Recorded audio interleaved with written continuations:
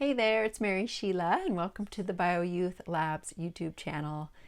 Today I want to talk about a very specific fruit that is liver supportive and can even help with cholesterol levels. And this video is part of a playlist that's all about supporting healthy cholesterol levels, so be sure to check out some of the other videos I've made and subscribe and click on the bell for notifications so we can stay connected when I continue these conversations. Now, I'm bringing this topic up for two reasons. The first reason is that I have noticed a lot of my clients and a lot of people are afraid to eat fruit lately. People think of fruit as being too sweet, too sugary, too high glycemic, and they're avoiding fruit. But then they get cravings for other kinds of sugar and they end up eating those sugars, or they eat other foods that are maybe not sweet but are even higher glycemic and not as good as something like, let's say, an apple, which is the fruit I want to talk about today. I notice people won't eat the fruit and instead they go for the crackers or the chips or something like that. Now, I picked apples today because right now it is fall when I'm recording this and it's apple season.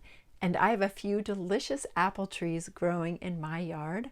One is a Fuji apple, and they're small little Fuji apples. And the other is one, I can't remember what kind it is, but my neighbor, who's an apple farmer, gave it to my family after my mother-in-law passed away. It's a delicious apple as well, and both of them ripen a little later in the season in fall. And again, I have noticed that a lot of people have shied away from eating fruit, and I guess this is my in defense of fruit, but specifically connecting apples to healthy liver function, especially if maybe your cholesterol is elevated and maybe your triglycerides are also elevated. And if you don't drink alcohol and your triglycerides are elevated, that is a sign of non-alcoholic fatty liver disease, which can be under the umbrella of prediabetes, diabetes, insulin resistance.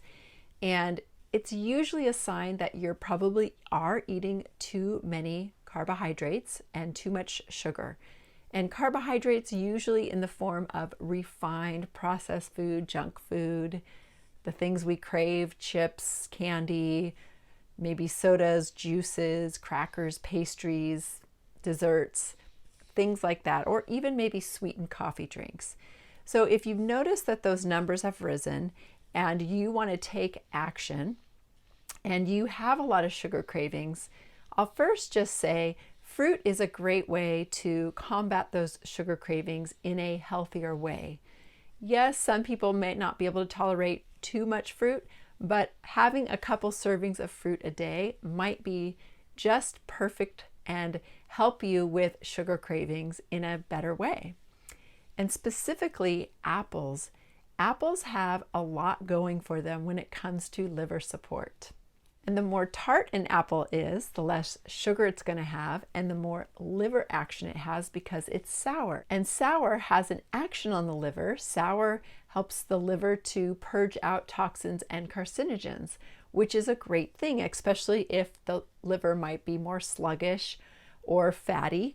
In order to, when you eat something sour, it might just help you push those toxins and that excess fat out. Studies have shown that the polyphenols in apples can help us to maintain healthy lipid levels.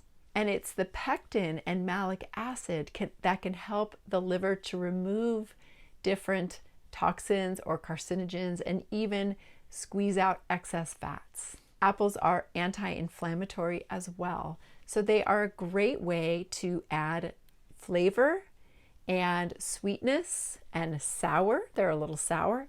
Excellent fiber, malic acid and pectin specifically to support the liver with the flow, liver gallbladder with the job that it needs to do. Now, I'm not sure about the origin of an apple a day keeps the doctor away, but I think we can say, if you choose to eat an apple a day, that is probably absolutely fine and might be quite delicious. Now, I like to cut an apple up and eat it that way. Sometimes I'll eat a whole apple. If it's a really big apple, you can just eat half and save the other half for the next day. And I do encourage you to choose the more tart apples, and maybe you kind of can slowly make your way down there. I also recommend that you choose organic when you eat an apple. Apples, unfortunately, are one of the most heavily pesticided fruits if they are not organic.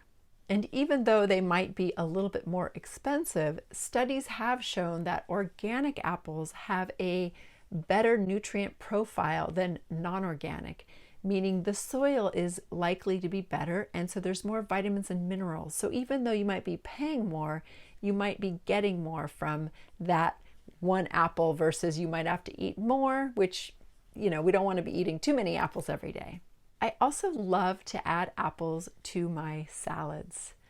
I love to cut them up in very small bite-sized pieces into my salad, so it's just a little burst of flavor.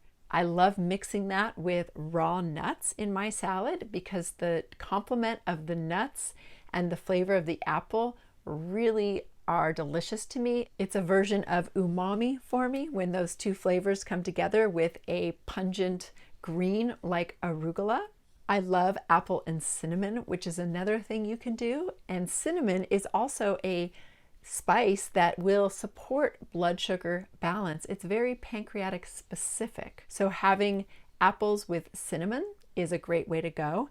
And if you do cut up and prepare your apples ahead of time, squeezing a little lemon juice will support the apples to not turn brown and oxidize as quickly because the lemon juice acts as an antioxidant, adds a little bit more of that sour, so even more liver specific, and also imparts a really nice flavor. You can have apples with nuts or seeds or a nut butter or dairy to even make it more of a complete little meal or snack that has the different macronutrients. You can also bake apples, which is a very nice sweet treat after dinner. Now, I'm curious what you like to do with apples, so please post below because I love getting new ideas as well. Another great benefit of apples is it's high in something called quercetin, which is an antioxidant that is very supportive to the lungs. And onions are another vegetable that is even higher in quercetin. So you can even add a little onion into that salad with the walnuts and the apple and the onion and the arugula. Yum!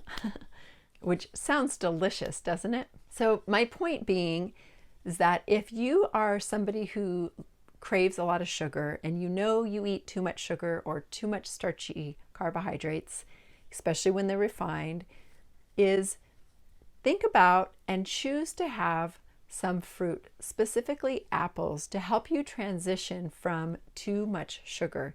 It's a great ally.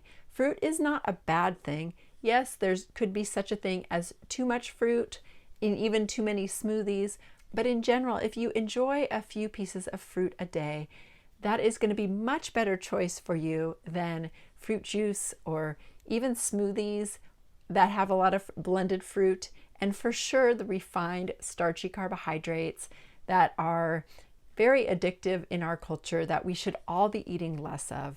The less sugars we eat from refined carbohydrates, the healthier our blood flow is, the better our brain gets nourished, and the better our cholesterol levels are going to reflect in how we are functioning on the inside. So thank you so much for watching. I hope you enjoyed this. Leave any comments, please subscribe, and I will see you in the next video. Have a great day.